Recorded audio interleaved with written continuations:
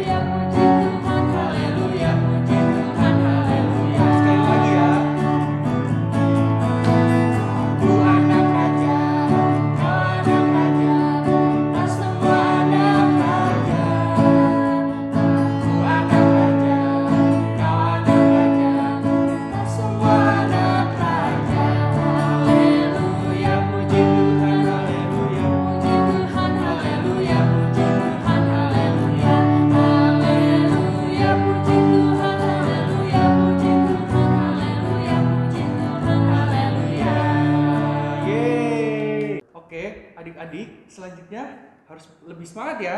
Mari kita nyanyikan Mars Sekolah Minggu.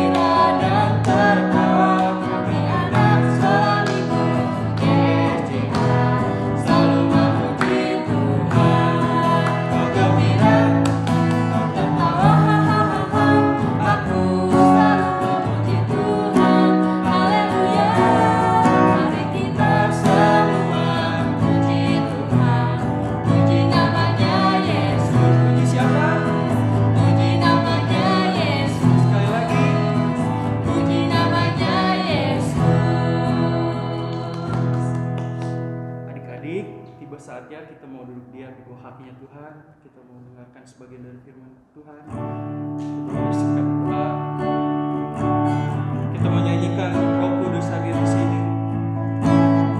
Roh Kudus hadir di sini. Mengalir di bait suci.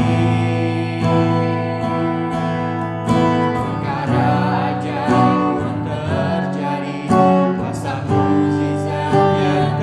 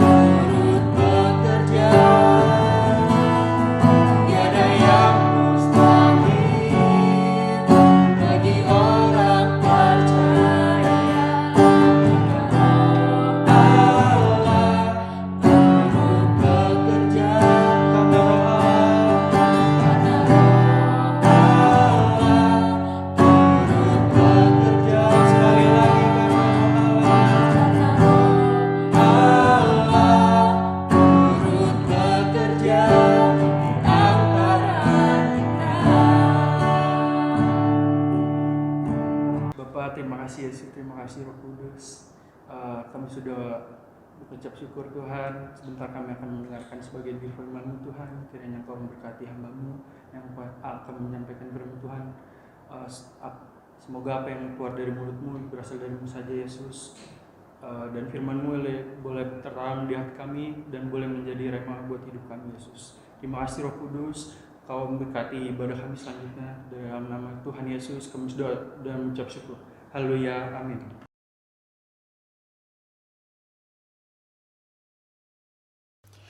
Shalom adik-adik, apa kabar nih adik-adik di rumah? Pasti luar biasa ya, kabar Cici juga luar biasa. Nah, hari ini kita mau mendengarkan cerita dari seorang nabi yang dipakai Tuhan adik-adik. Namanya adalah Nabi Elia. Kira-kira seperti apa ya kisahnya? Yuk kita simak video berikut ini. Elia. Ia melakukan seperti firman Tuhan. Ia pergi dan diam di tepi sungai Kerit. Burung-burung gagak membawa roti dan daging kepadanya, dan ia minum dari sungai itu. Tetapi sesudah beberapa waktu, sungai itu menjadi kering, sebab hujan tiada turun di negeri itu. Maka datanglah firman Tuhan kepada Elia. Bersiaplah, pergi ke Sarfat yang termasuk wilayah Sidon, dan diamlah di sana. Aku telah memerintahkan seorang janda untuk memberi engkau makan. Sesudah itu ia bersiap, lalu pergi ke Sarfat. Setelah ia sampai ke pintu gerbang kota itu, tampaklah di sana seorang janda sedang mengumpulkan kayu api. Ia berseru kepada perempuan itu, katanya, "Cobalah ambil bagiku sedikit air dalam kendi, supaya aku minum. Ambil juga bagiku sepotong roti." Perempuan itu menjawab, "Demi Tuhan Allahmu yang hidup, sesungguhnya tidak ada roti padaku sedikit pun, kecuali segenggam tepung dalam tempayan dan sedikit minyak dalam buli-buli. Dan sekarang aku sedang mengumpulkan kayu api dan mengolahnya bagiku dan bagi anakku. Dan setelah kami memakannya, maka kami akan mati." Tetapi Elia berkata kepadanya, "Janganlah takut. Pulanglah, buatlah lebih dahulu bagiku sepotong roti bundar kecil daripadanya, dan bawalah kepadaku. Kemudian barulah kau buat bagimu dan bagi anakmu. Sebab beginilah firman Tuhan Allah Israel.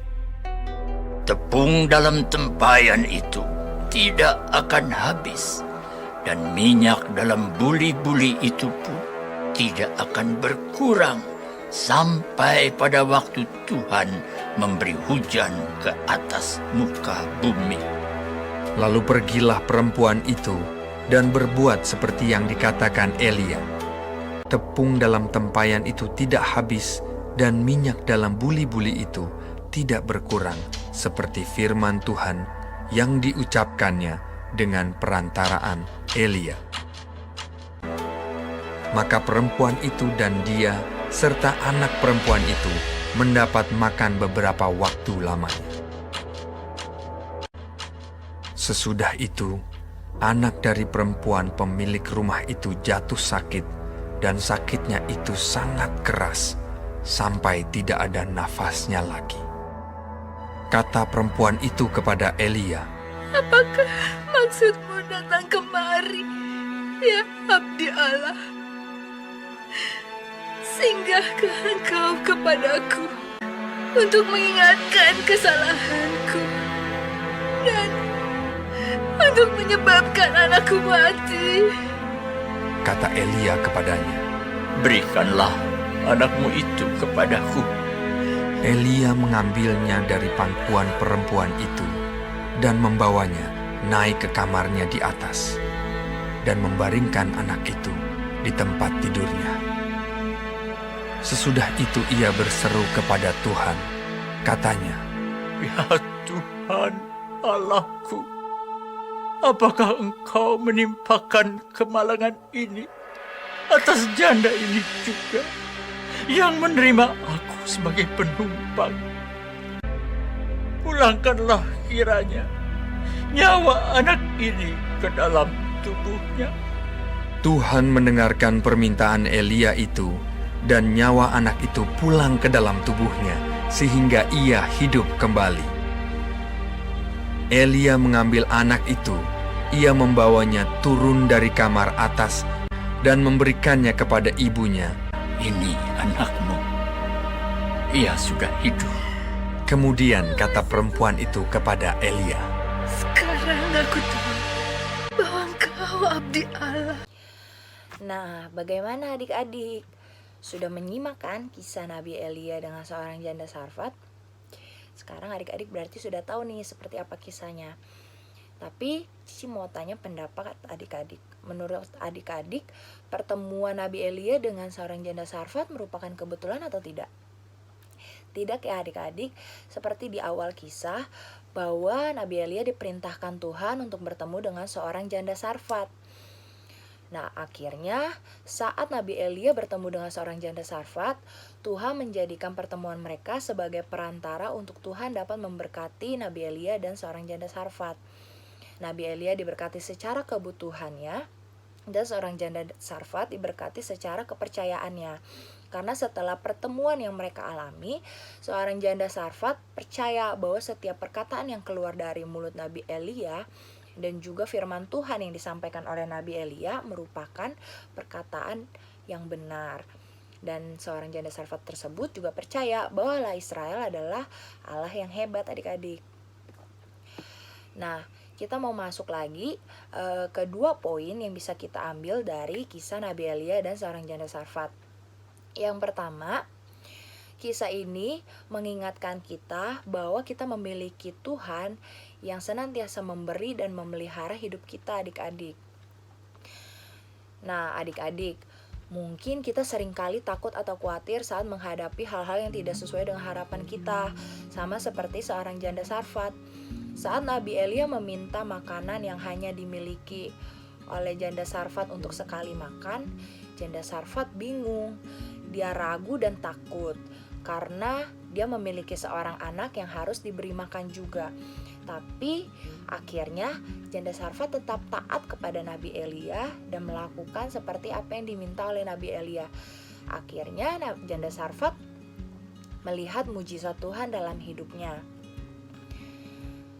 Kisah ini mengingatkan kita loh adik-adik bahwa Allah senantiasa menolong dan memelihara umatnya asalkan mereka setia dan taat kepadanya. Cici teringat pada satu ayat firman Tuhan di kitab Matius 6 ayat 25 berkata seperti ini. Pandanglah burung-burung di langit yang tidak menabur dan tidak menuai, yang tidak mengumpulkan bekal dalam lumbung, namun diberi makan oleh Bapamu yang di surga. Bukankah kamu jauh melebihi burung-burung itu? Nah adik-adik, Tuhan mau mengingatkan kita bahwa kita jauh lebih berharga dari burung-burung yang ada di udara. Maka kita pasti akan dipelihara Tuhan dan juga senantiasa dijaga oleh Tuhan. Karena kita juga adalah ciptaan yang Tuhan sudah rencanakan serupa dengan segambar dengan Tuhan. Tuhan sangat mengasihi kita. Bahkan kita dijadikan sebagai biji mata Tuhan yang senantiasa Tuhan jaga. Nah, kita lanjut ke poin yang kedua. Kita belajar bahwa Tuhan kita adalah Tuhan yang mampu melepaskan kita dari kuasa maut. Seperti kisah yang sudah kita simak tadi, bahwa anak janda Sarfat itu sebenarnya sudah meninggal karena sakit keras. Namun karena janda Sarfat sangat pedih dan meminta pertolongan kepada Nabi Elia, akhirnya Nabi Elia membawa anak itu ke dalam kamarnya dan berdoa memohon kepada Tuhan untuk mengembalikan nyawa anak itu. Dan akhirnya mujizat Tuhan terjadi lagi adik-adik, anak itu kembali hidup. Nah, pertolongan Allah kepada manusia tidak ada hentinya adik-adik, dan bahkan Allah mempunyai cara tersendiri untuk menolong manusia di luar akal dan kemampuan manusia itu. Asalkan kita percaya, kita mampu melihat mujizat-mujizat Tuhan yang bisa Tuhan nyatakan dalam hidup kita, adik-adik. Sekian firman Tuhan hari ini, adik-adik. Cici mau ingetin lagi, tetap semangat untuk ibadah online dan tetap jaga kesehatan. Tuhan Yesus memberkati. Ayat Mas minggu ini diambil dari Mazmur 25 ayat 9. Ia membimbing orang-orang yang rendah hati menurut hukum, dan ia mengajarkan jalannya kepada orang-orang yang rendah hati. Jangan lupa dihafalkan ya adik-adik.